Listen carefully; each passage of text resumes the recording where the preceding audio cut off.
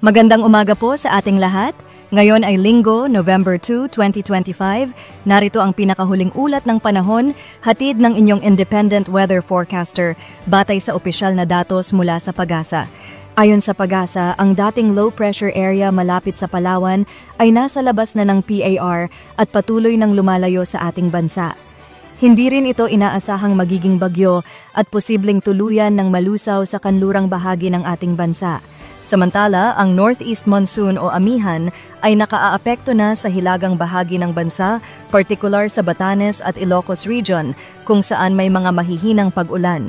Bukod dito, nakaaapekto rin ang shear line sa silangang bahagi ng northern Luzon at magdudulot ito ng mga maulap na kalangitan at scattered rains sa Cagayan Valley at Cordillera Region.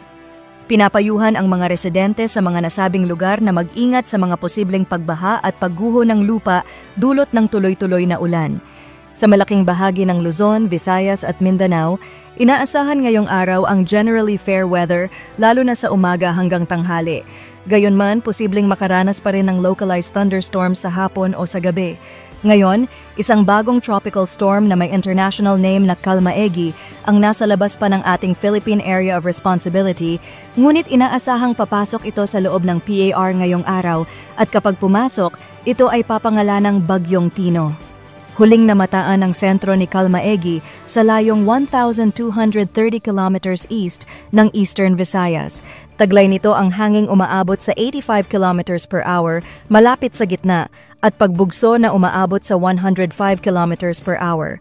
Kumikilos ito pakanluran hilagang kanluran sa bilis na 15 kilometers per hour. Sa ngayon, malayo pa ang bagyo at hindi pa direktang nakaaapekto sa anumang bahagi ng bansa.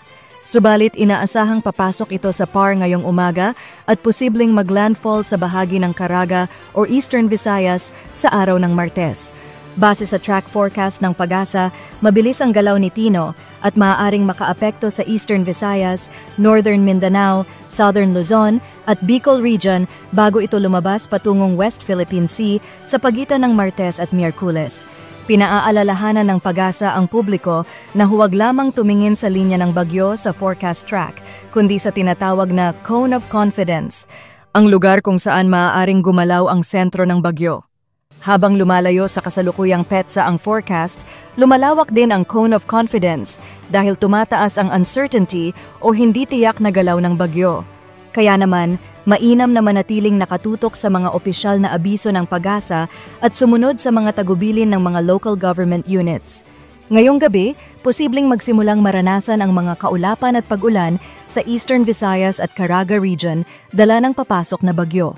Asahan din ang pagtaas ng Tropical Cyclone Wind Signal No. 1 sa mga nasabing lugar sa loob ng araw.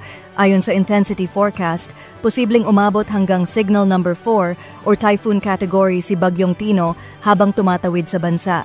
Inaasahan ang mga malalakas na ulan at bugso ng hangin simula Lunes ng gabi hanggang Martes, lalo na sa Eastern Visayas, Caraga, Northern Mindanao, Southern Luzon at Bicol Region.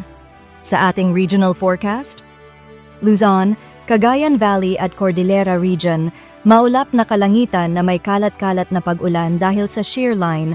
Ilocos Region at Batanes, mahihinang pag-ulan dahil sa amihan. Natitirang bahagi ng Luzon, bahagyang maulap hanggang sa maulap na papawirin, may mga localized thunderstorms sa hapon o gabi. Visayas, Northern at Eastern Samar, posibleng pag-ulan sa hapon o gabi dala ng papasok na bagyo. Nalalabing bahagi ng Visayas, bahagyang maulap hanggang sa maulap na kalangitan, may mga localized thunderstorms. Sa Mindanao, Dinagat Islands at Surigao del Norte, posibleng mga pag-ulan sa hapon at gabi dulot ng papasok na bagyo. Nalalabing bahagi ng Mindanao, localized rain showers and thunderstorms sa hapon o gabi. Sa Palawan, bahagyang maulap na kalangitan na may mga isolated thunderstorms. At sa sea condition, sa ngayon, wala pang nakataas na gale warning, ngunit posibleng maglabas ng abiso ngayong gabi o bukas ng umaga, lalo na sa eastern section ng Visayas at sa northern part ng Luzon, dahil sa inaasahang paglakas ng amihan at papalapit na bagyo. Samantala, banayad hanggang sa katamtaman pa rin ang mga pag-alon sa karamihan ng mga baybayin ng bansa. Muli po mga kababayan, habang generally fair weather pa ngayong linggo, Gamitin po natin ang pagkakataon para maghanda sa paparating na bagyong Tino. Ito po ang pinakahuling 24-hour public weather update, hatid ng inyong independent weather forecaster, batay sa opisyal na datos mula sa PAGASA. Magandang umaga po sa ating lahat.